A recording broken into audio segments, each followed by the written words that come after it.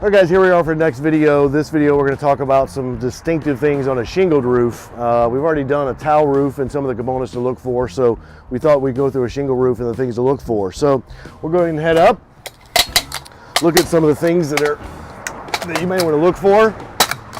Again, ladder safety, make sure that the ladder is locked in if you're using a telesteps. Again, from the ground, I already know I've got an 1.5-inch drip edge here.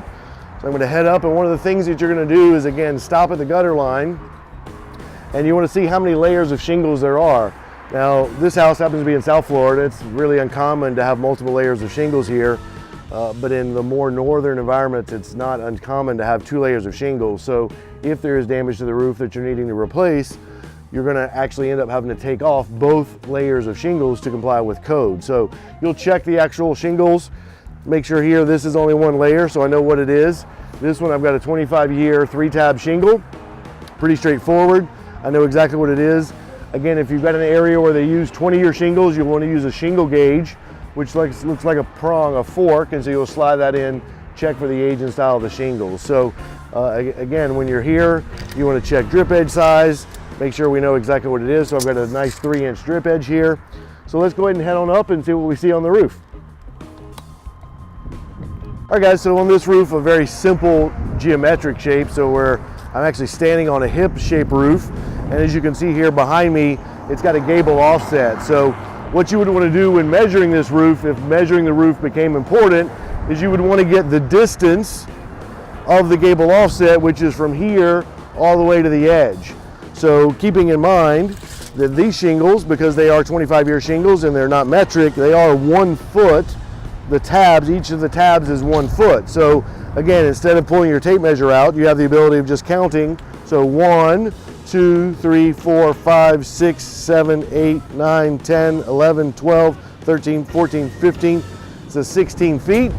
And you're going to want to get the rake or the distance from the gutter line to the ridge part. So we'll go, so it's 16. This is 13 foot 7 inches. And so if this side is 13.7, the chances are very, very good. Again, you'll want to double check, but this side will be the same 13.7, and in fact it is. So this roof, again, very straightforward. What we want to do is determine the age and condition of this roof.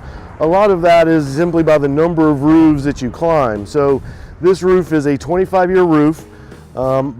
Based on everything that I see here, it's probably 16 years old. Now the South Florida climate that we're shooting in today tends to wear out roofs a little faster, but factoring that in, I would say this roof is anywhere between 14 and 16 years old. So it's probably got 25% of its life left in it. A couple things to note here is I've got a pipe jack here. This is an area where much of the leaking many times occurs. This tar will actually, over the course of time, once it heats and contracts, it will actually break and actually allow water entry right here. Another common area where you get water in is along the valley.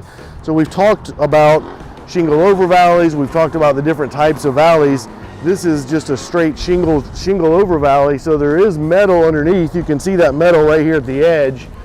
And then what they've done is they've just laid both the shingles so that they meet right here and are cut all the way to the ridge. Again, very straightforward. This roof has actually got 1 shingle that's damaged back here. This tab is blown up right here, so this would be a minimum repair if this were a claim, just because of the 1 tab that's blown up right here. Again, you want to take opportunity while you're on the roof to look around at the opposing roofs and see what sort of damages you see, just to get an idea of any sort of systemic problem that you'd had, a windstorm or whatever it may be. So anecdotally, I look over to the house to my north, and I've got several shingles blown up over there. That lets me know that this area was in fact exposed to the wind. So this would be a wind covered event.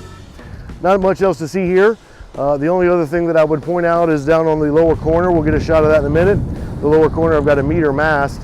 So you would want to make note of that to the adjuster if he's replacing this roof or doing any repair, because that would be an additional charge here. So guys, here's just an overview of a shingled roof. Again, this roof, no different than any other roof. When you're up here, make sure you count all the vents, pipes, jacks, any opening that's in the roof.